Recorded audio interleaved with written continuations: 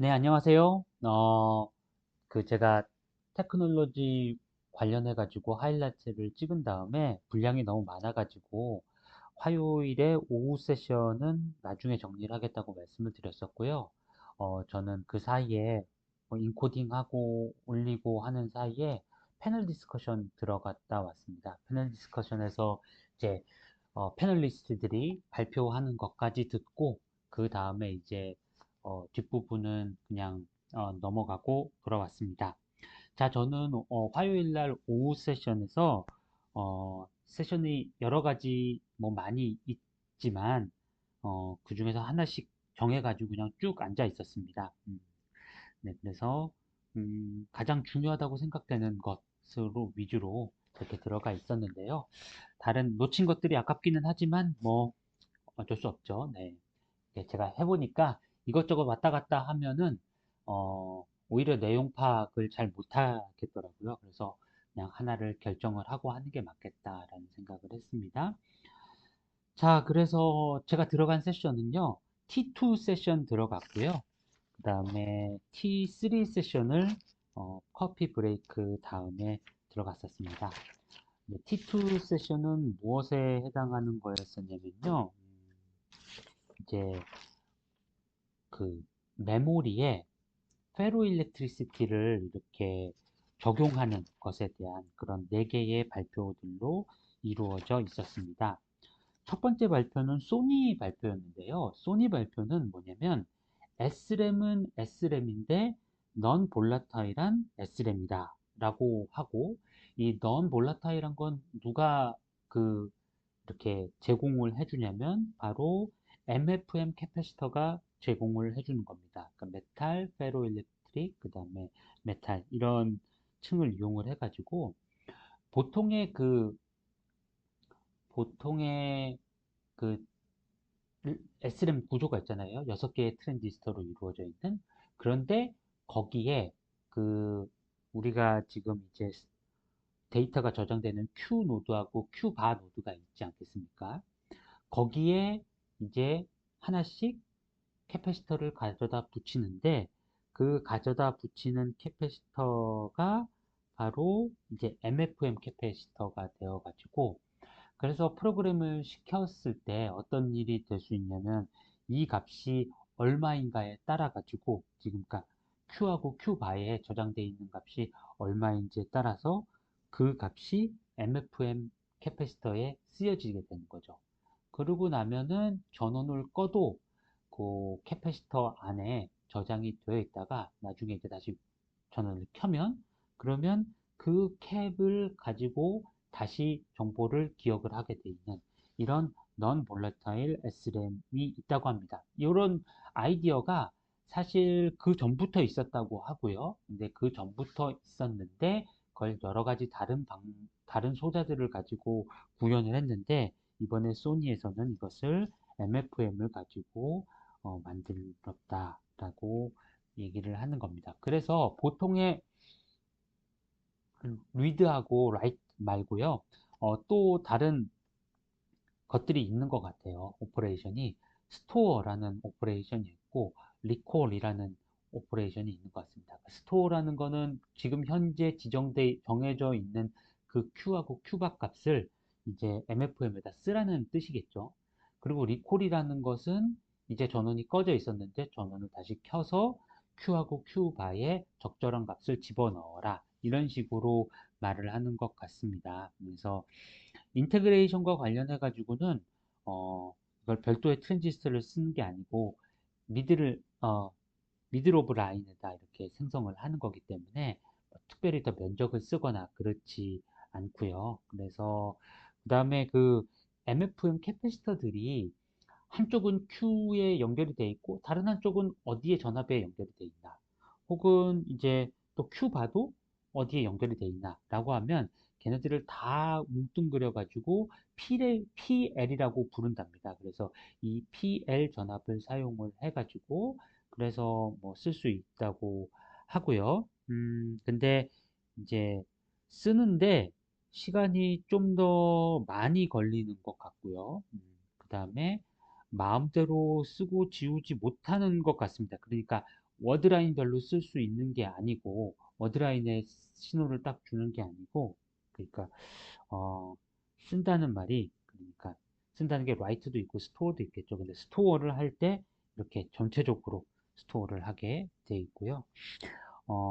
이제 Q&A 세션에서 그러니까 결국은 이런 질문들이 나오는 거죠. 그러니까 인듀어런스는 어떻습니까?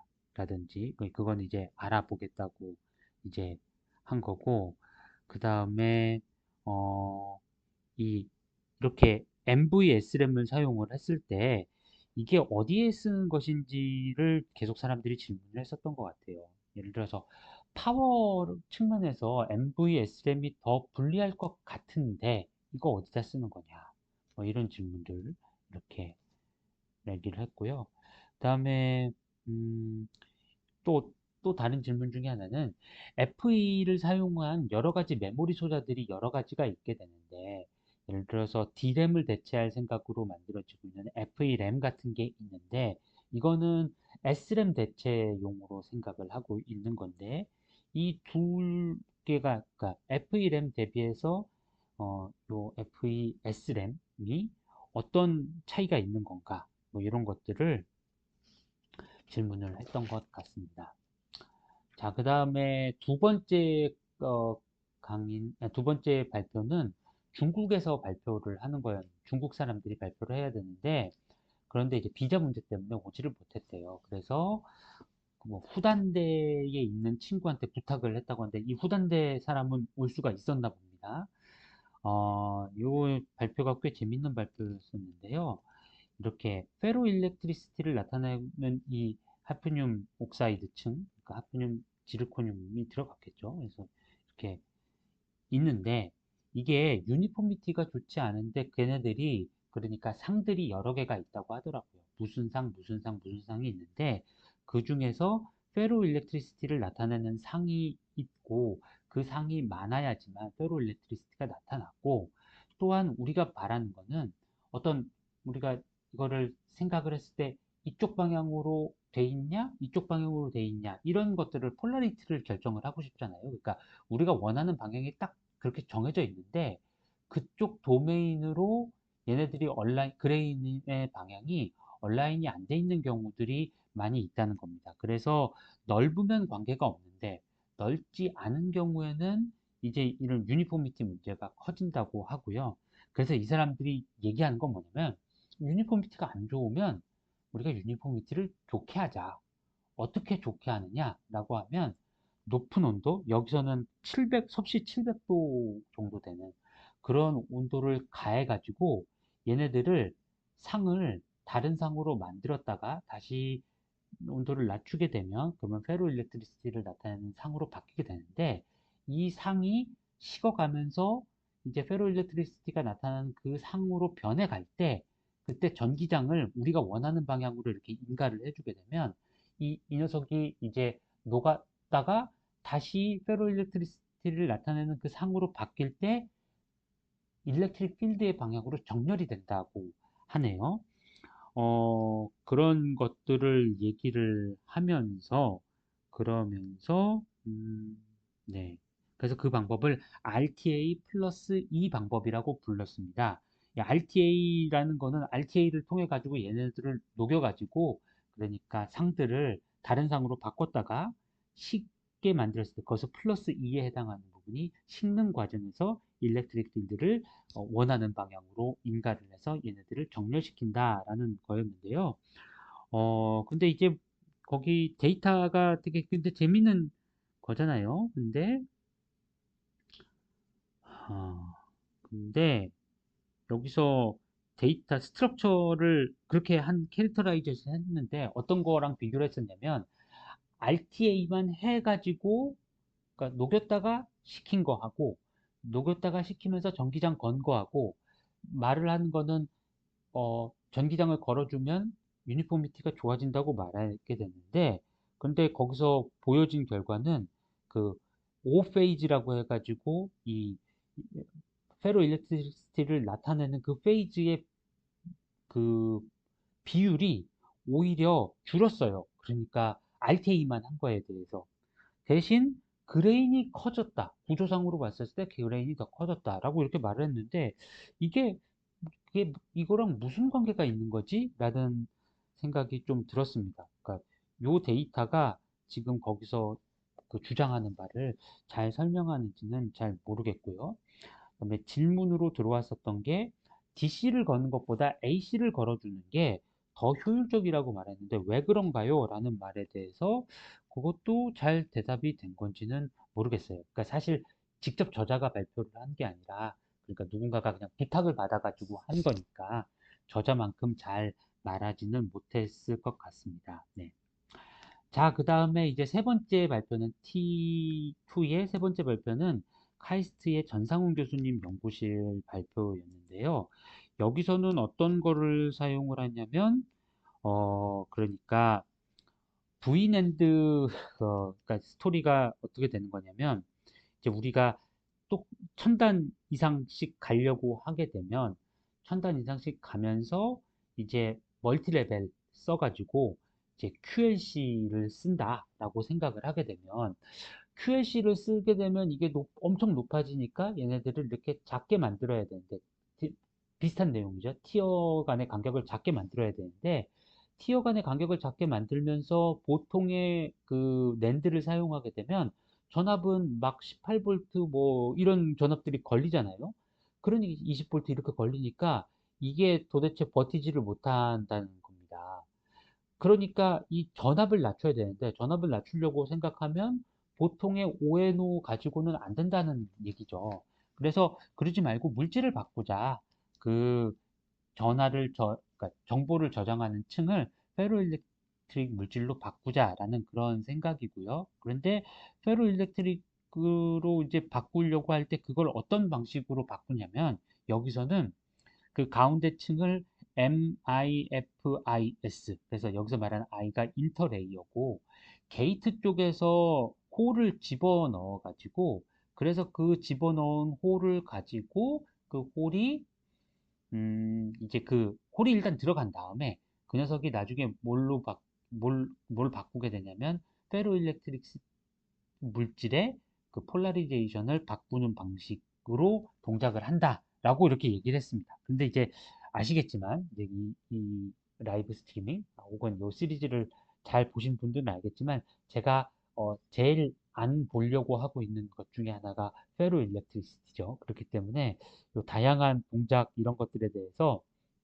잘 모르겠더라고요. 동작 원리를 잘 이해를 못해 가지고 잘 모르겠습니다. 그런데 어쨌든 여기서는 이제 다양한 구조들을 만들었어요. 이런 구조, 저런 구조 막 만든 다음에 그 중에서 특정한 밴드가 잘 엔지니어링이 된 이런 구조를 만들게 되면 그러면 포지티브 피드백이 걸려 가지고 다른 구조들보다 훨씬 더 크게 조금만 인젝션을 해도 이게 안에서 페로일렉트리시티의 그 폴라리제이션 바뀌는 게 크게 돼서 그래서 메모리 윈도우를 훨씬 더 크게 만들 수 있다라는 그런 발표를 했던 것 같습니다. 그리고 질문 중에 이제 리텐션은 어떻게 되느냐는 그런 질문이 있었는데 그 리텐션이 어떻게 되느냐 그 부분에 대해서는 이건 다른 곳에서 발표할 거기 때문에 지금은 발표를 말을 못하겠다 이런 내용도 얘기를 했었고요. 그다음에 T2-4번은 뭐냐면 NUS에서의 발표였는데요. 요거는 제가 정말 잘 모르겠더라고요. 음, 그러니까 그 3나노, 5나노, 7나노, 10나노가 되는 그렇게 얇은 HGO 층을 만든 다음에 그거를 온도를 4켈빈까지 쭉 낮춰가지고 4켈빈까지 낮추면서 상온에 대비했을 때 PR과 그 다음에 EC가 어떻게 바뀌는지 온도가 낮아지면 리포트가 여러 가지가 있는 것 같더라고요. 그러니까 온도를 낮추면 그러면 PR이 커진다, 작아진다 이런 거 있고 그다음에 온도를 낮추면 EC가 커진다, 작아진다 이런 게 있나 봐요. 그래서 이 사람들이 어떤 일을 했냐면 그렇게 다 만들어서 3, 5, 7, 10을 만든 다음에 그 다음에 온도를 낮춰가면서 다 측정을 했나 봅니다. 그런데 결론이 어떻게 나왔냐면 측정 결과가 3나노나 5나노 같이 상대적으로 얇은 녀석에 대해서는 온도를 낮췄을 때 PR은 커지고 EC는 작아진다고요. 측정 결과가. 그 다음에 7나노, 10나노인 경우에선 상대적으로 두꺼운 경우에 대해서는 PR은 작아지면서 그 다음에 EC는 커진다. 뭐 이렇게 얘기를 했습니다. 그리고는 그 네 가지 케이스를 다 나눠가지고 각각에 대해서 왜 그런 일들이 생기는지를 막 설명을 했거든요. 그런데 이제 이걸 들으면서 저처럼 이제 문외한이 들으면서 생각이 되는 건, 아니, 어떻게 네 가지 케이스가 있는데 그 네 가지에 대해서 다 따로따로 이때는 이렇고 저때는 저렇고 이렇게 설명을 할 수가 있는 건가? 저렇게 설명을 할 수가 있는 건가? 라는 생각이 좀 들었습니다. 그래서 역시 이 부분은 심오하구나 라는 생각도 했고요. 그래서 이건 진짜 잘 모르겠어요. 자, 그 다음에 커피 브레이크 있었습니다. 커피 브레이크 있었고 저는 그 사이에 무엇을 했을까요? 커피 브레이크가 있는 사이에 뭔가 또 질문을 했나? 잘 모르겠습니다. 자, 그 다음에 어디로 가냐면 아마 학생들이랑 이제 저희도 논문을 준비하는 것들이 있으니까 그런 얘기를 좀 했던 것 같네요. 그 다음에 이제 오후의 두 번째 세션은 이제 테크놀로지 관련한 것들이 이제 여러 가지가 세션들이 있었는데 그 중에서 또 하나를 골랐습니다. T3를 골랐고요. 요거는 어떤 거냐면은 2D 채널, 꼭 2D는 아니고 CNT도 있었으니까 2D나 1D 채널을 가지고 로직향으로 하는 거를 얘기를 했었고 5개의 발표들이 있었습니다. 그래서 요거를 좀 들었는데요. 첫 번째 발표는 인텔 발표였습니다. 인텔 발표였고 여기서는 MOS2 엠모스펫하고 그 다음에 텅스텐 다이셀레나이드 피모스펫에 대해서 만들어 보았고요. 그래서 피모스펫에 대한 내용은 정말 짧게 나왔고요. 주로 엠모스펫, MOS2로 만든 걸 얘기를 했는데요. 어, 이 사람들은 어떻게 했냐면은 음,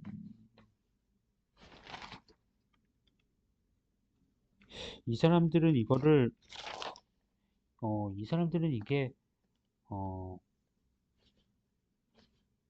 더블 게이트가 아니 그러니까 이거는 백 게이트가 아니었던 것 같아요. 이거는 더블 게이트 형태로 만들었다고 그렇게 얘기를 했습니다. 그러니까 탑 게이트도 만들었다는 그런 얘기겠죠.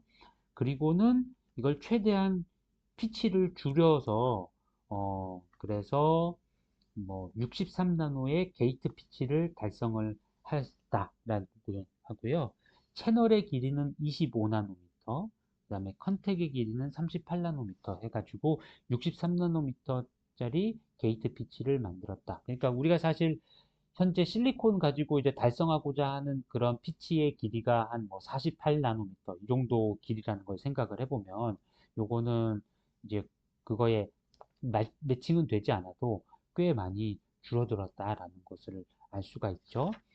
그래서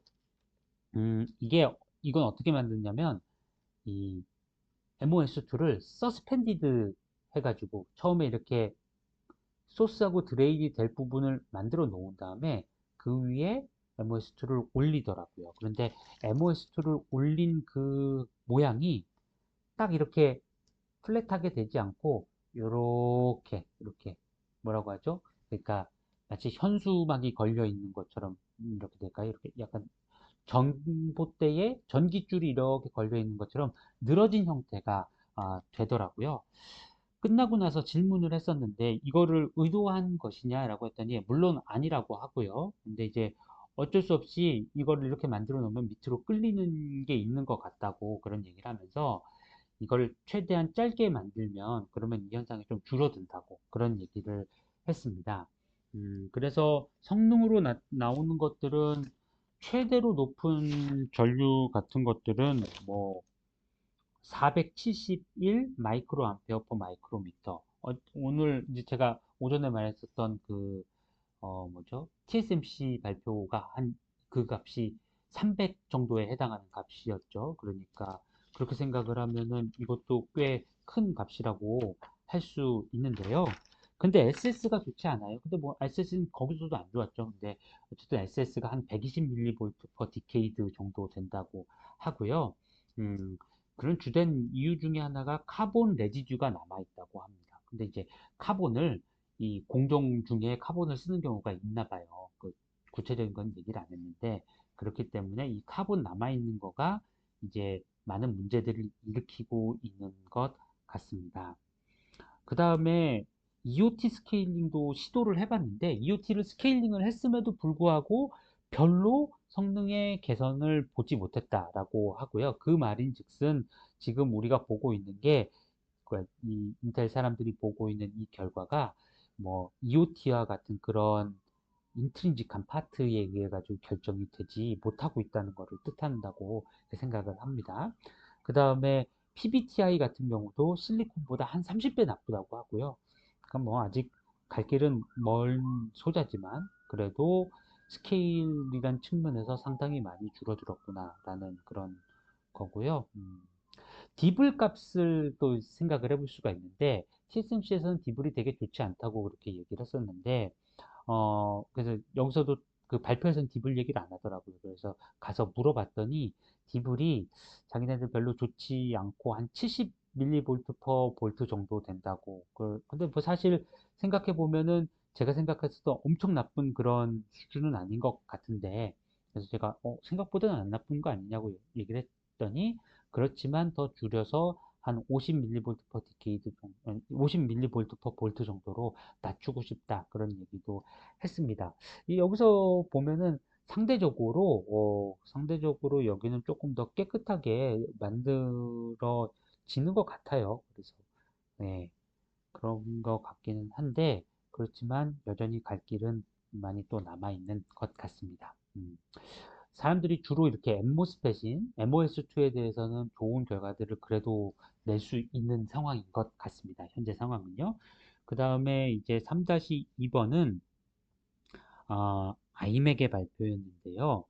여기서는 어떤 걸 하냐면 300mm 웨이퍼 스케일로 300mm 웨이퍼 스케일로 그 전에 만들었었던 다른 곳에서 만들었었던 그 2D 머터리얼을 거기다 300m 수준으로 탁 옮기는 이런 일을 하는 겁니다. 그렇죠. 자, 그래서 지금 이번에 발표를 한 거는 실리콘 다이옥사이드 위에 생성된 텅스텐 다이서파이드, 다이셀루나이드도 아니네요. 다이서파이드가 있는데 요거를 이제 이거를 저쪽에 새로운 웨이퍼 쪽에다 옮기는 거죠. 근데 실제로 하고 싶은 건 그게 아니라 사파이어 위에서 2D 머터리얼을 기른 다음에 그걸 옮기는 게 목표라고 합니다. 그렇게 사파이어 위에 그리면은 이제 결정성이 좋은가 봐요.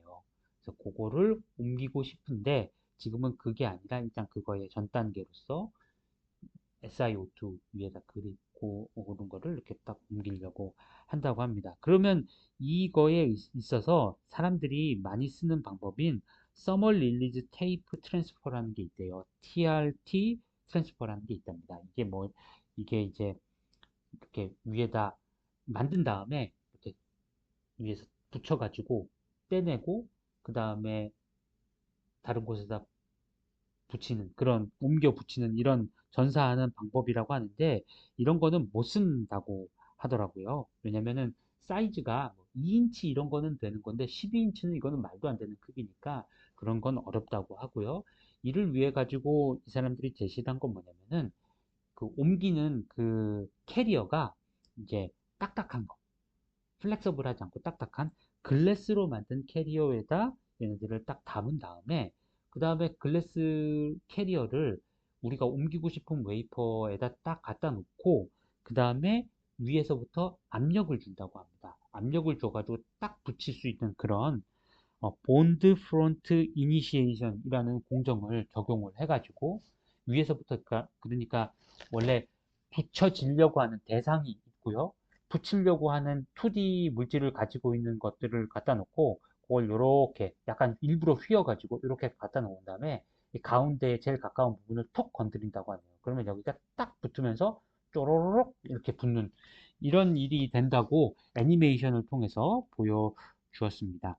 자, 그래서 그래 놓고선 이걸 다양한 렌스 스케일에서 이게 정말 잘 된다라는 것들을 보여주었고요. 그러니까 뭐 옵티컬 마이크로스코프로 보였을 때, 그 다음에 뭐 전자현미경으로 봤을 때, 뭐 이런 것도 보여준 다음에, 그리고 이걸 가지고 소자를 만들었을 때, 이런 것들을 다 보여주어서 잘 된다.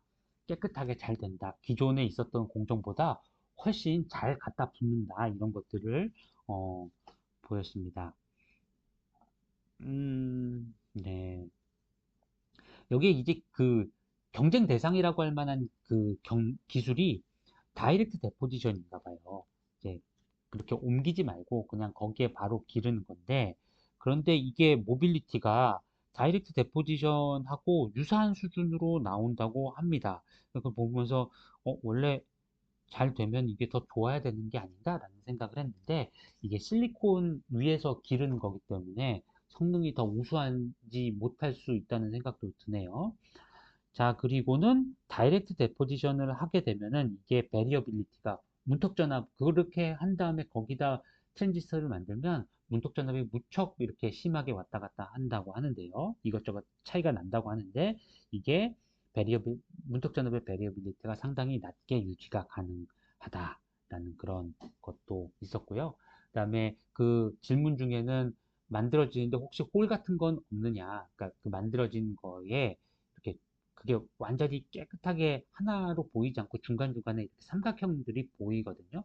근데 그거는 홀이 아니고 두 번째가 붙은 거라 가지고 그거는 더블 레이어고, 그게 보이지 않는 다른 모든 부분은 그냥 모노 레이어를 나타내는 거다라는 거였습니다.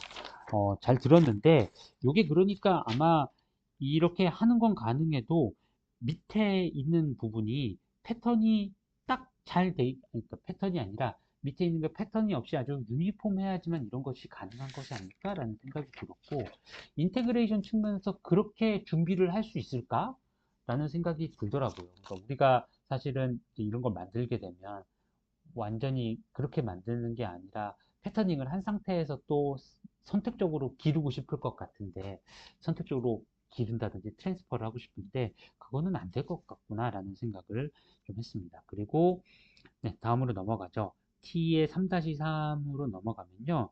이거는 TSMC에서 이제 그동안 MOS2나 이런 2D 물질 가지고 발표했었는데, 이번에는 CNT로 FET 만든 거를 이렇게 발표를 했습니다. TSMC에서 CNT로도 제가 못 봐서 그렇지 발표를 많이 했더라고요. 그래서 발표를 많이 하고 있고, 그래서 요것도 발표가 되게 재밌었는데요. 이거 만들어 보면 사실 NMOS, PMOS로 다 동작을 할 수 있게 나오는데, 여기서는 PMOS 성능이 더 좋아서인지 PMOS로 사용을 하는 것 같고요.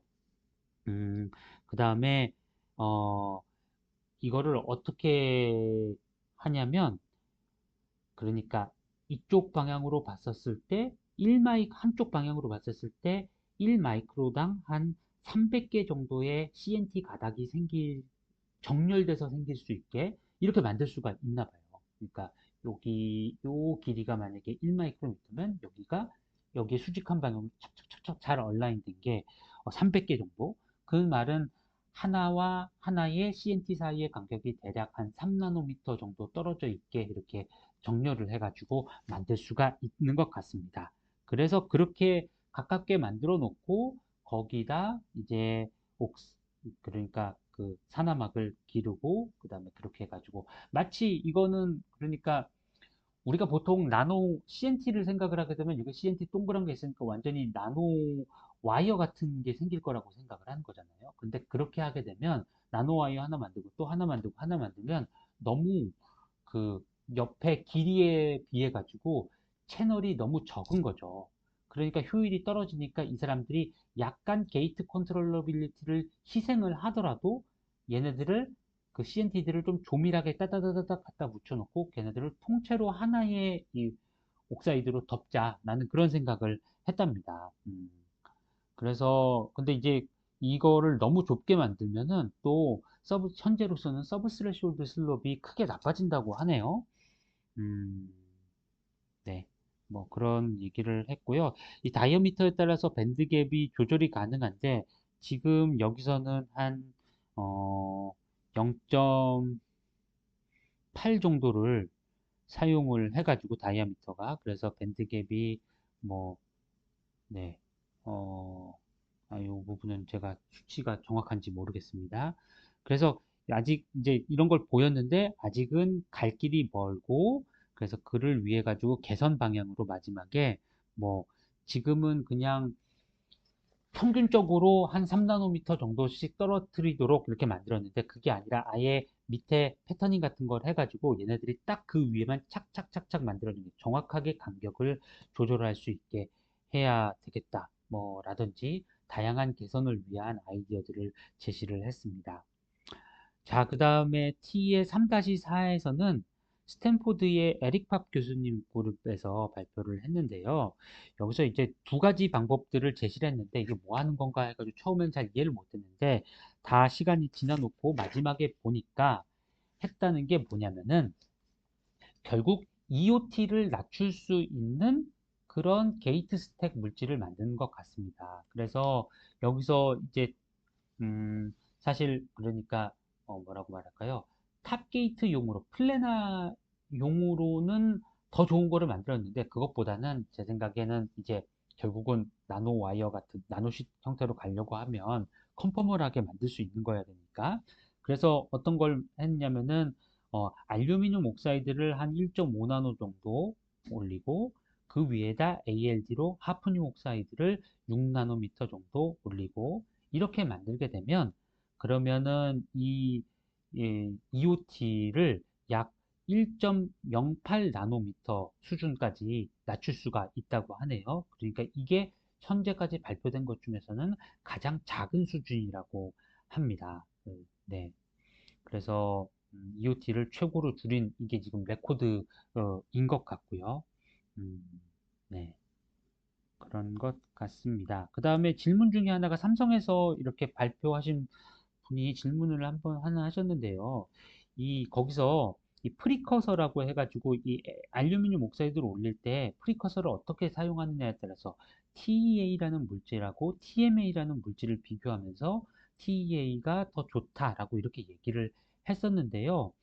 근데 제가 봐도 전류 수준이 TEA를 사용한 게 더 작은 것 같더라고요. 그런데 답변을 하기로는 동일한 게이트 오버드라이브 볼티지로 보면은 별로 다르지 않다라고 말을 했는데 제가 그 그래프를 보기에는 그 게이트 오버드라이브 볼티지를 똑같이 맞춘다고 하더라도 그래도 좀 더 작은 온커런트가 작은 것 같은데 그런 생각은 들었습니다. 근데 그렇게 답을 했고요. 이 릴라이어빌리티와 관련해 가지고는 이제 연구 중이고 라지 스케일에도 적용이 되는 거냐라는 거에서도 계속 노력을 하고 있다. 뭐 이런 식으로 답을 했습니다. 그런데 어쨌든 간에 지금 발표들을 쭉 듣다 보니까 이제 이 MOS2나 이런 걸 가지고 하는 것들이 어느 정도 궤도에 올라가 있는 것 같은 올라가서 막 이렇게 사람들이 열심히 하고 있는 것 같은데 현존하는 가장 큰 문제 중에 하나가 EOT의 스케일링이구나라는 걸 생각을 해보면 이런 연구들의 이 상당히 중요한 시의적절한 연구라는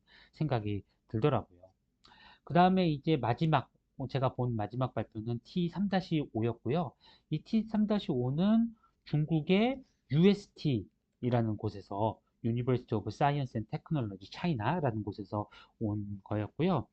여기서는 어떤 내용을 하냐면, MOS로 또 필드 이펙트 트랜지스터를 만들었는데, 이게 이 MOS2를 만드는 게 사실 이렇게 만들어도 안 좋고 저렇게 만들어도 안 좋고 막 그런 거죠. 그래서 그러면은 어떻게 만들면은 좋을까? 이거를 이 사람들은 트랜스퍼 하는 거를 생각을 하는 게 아니라 직접 기르는데 직접 기르는데 그게 어디에 길러질지도 모르고 그다음에 길러진 게 그렇게 성능이 좋지도 않고 뭐 이런 걱정을 한 것 같아요. 그래서 아예 처음에 어떤 얘기를 하냐면 어, 이, 이렇게 MOS2가 자라나는 그 모양, 삼각형의 모양으로 자라나게 되는데, 그 삼각형 자라나는 모양에 맞춰가지고, 아예 미리 패터닝을 해 놓는 겁니다. 그래서 얘네들이 잘 자랄 수 있는, 그러니까 알루미늄 옥사이드 위에서 이렇게 잘 자라는 것 같아요. 그러니까 그거를 그거를 이렇게 삼각형 모양으로 딱 만들어 놓고 나머지 부분은 잘 자라지 못하는 SiO2로 이렇게 만들어 놓는 거죠. 실제로는 그러니까 어떻게 하냐면 알루미늄 옥사이드 올리고 그 위에다 SiO2 올린 다음에 삼각형을 패터닝을 하는데, 이 삼각형은 정삼각형 모양이었던 것 같고 사이즈가 작으면은 한 변의 길이가 10 마이크로, 아니면 크면은 한 40 마이크로 이렇게 되는 거를 만드는 겁니다. 그리고는 이제 얘네들을 성장을 시키는 거예요. 그러면 성장을 시키면 얘네들이 자라나는데 딱 그 모양이 자기가 자라나는 그 삼각형 모양에 맞춰지게 되고요. 그러면 자기가 자랄 수 있는 만큼 자라고 그 다음에 약간 흘러 넘치는 것 같더라고요. 거기까지 해서 딱 멈춘 다음에 그러면은 우리가 딱 원하는 지점에 삼각형, 정삼각형을 덮고 고개를 약간 넘어가게 되는 약간 둥그스름한 모양의 그런 MOS2가 생긴다는 겁니다. 그러면 그걸 이용을 해가지고 착 이제 거기에 MOS2 트랜지스터를 만들 수가 있다라는 그런 내용을 발표를 했고요. 그 다음에 어, 여러 개를 근데 보여주기를 이렇게 이쪽 가로 방향으로 삼각형을 두 개, 세로 방향으로 삼각형을 두 개 해가지고 네 개 만든 것만 계속 보여줘가지고 포스텍 학생이 질문을 하기를 그거 혹시 2x2만 되는 거 아닙니까? 뭐 이런 질문을 했는데 그렇지 않고 뭐 수천 개도 실제로 수천 개를 만들었다라고 그렇게 얘기를 하더라고요. 네. 그래서 뭐 그런 것 같습니다. 이런 것들을 만들어가지고 했다고 하는데, 사실 저는 들으면서, 저렇게 되려면 오히려 최대로 큰 크기를 봐야 되는 게 아니라, 최대한 작게는 어느 정도까지 작게 되는 건가? 라는 거하고, 그 다음에 삼각형들이 이렇게 있으면 이 삼각형의 꼭 방향이 정렬이 되어 있어야 되는 건가? 아니면 삼각형하고 삼각형 사이의 거리는 어떻게, 어디까지 줄일 수 있는 건가? 작게 만든다고 한다면 저걸 어디까지 쓸 수 있는지 그런 게 좀 궁금하긴 했었습니다. 자, 이렇게 해가지고 이제 세 번째 세션도 마쳤는데 이제 뭐 연구 수준에 가까운 저런 연구들도 있지만 뭐 인텔이나 이런 쪽에서의 연구 혹은 TSMC의 그러니까 테크니컬 세션 3에서 이런 연구들을 보게 되면 사람들이 상당히 진지하게 이제 이런 채널 물질들을 위해 가지고 노력을 하고 있는 것은 사실인 것 같습니다. 어, 아직까지 이렇게 확실하게 뭐가 보이는 건 아니지만 정말 사람들이 진지하게 노력을 하고 있고 무엇이 문제다 라는 부분에 대해서도 조금씩 조금씩 해결이 되어 가고 있는 것 같고요. 네, 그래서 뭐 계속 지켜볼 만한 그런 주제인 것 같습니다. 근데 이제 저같이 모델링을 하는 사람 입장에서는 근데 이렇게 실험적으로 접근하는 사람들의 발표를 듣다 보면은 사실 어, 채널 물질이 그냥 전류를 흐르는 그냥 매개체로서만 쓰이는 것이 아닌가? 라는 그런 생각이 들고, 저 부분에 대해 가지고 특별히 더 복잡한 우리가 모델링을 하는 게 필요한가? 그냥 없이도 잘하고 있는 것 같은데 그런 생각이 들기도 하더라고요. 뭐 제가 생각하고 있었던 연구 아이템 중에 하나가 이제 이 2D 채널이 들어가게 되면 이 2D 채널 물질에 대해 가지고 어떻게 하면 티켓에서 접목을 시킬까 이런 생각을 좀 하고 있었는데 과연 그것이 필요한 것인가, 연구의 필요성, 개발의 필요성 이런 것들에 대해서 좀 고민하게 되는 그런 발표들이었던 것 같습니다. 자, 어쨌든 이렇게 해서 오후 세션을 정리를 했고요. 이제 내일 또 뭘 들지는 지금 아직도 결정을 못 했거든요. 그래서 또 살펴보도록 하겠습니다. 자, 그러면은 또 내일도 듣고 정리하는 시간을 가지도록 하겠습니다. 감사합니다.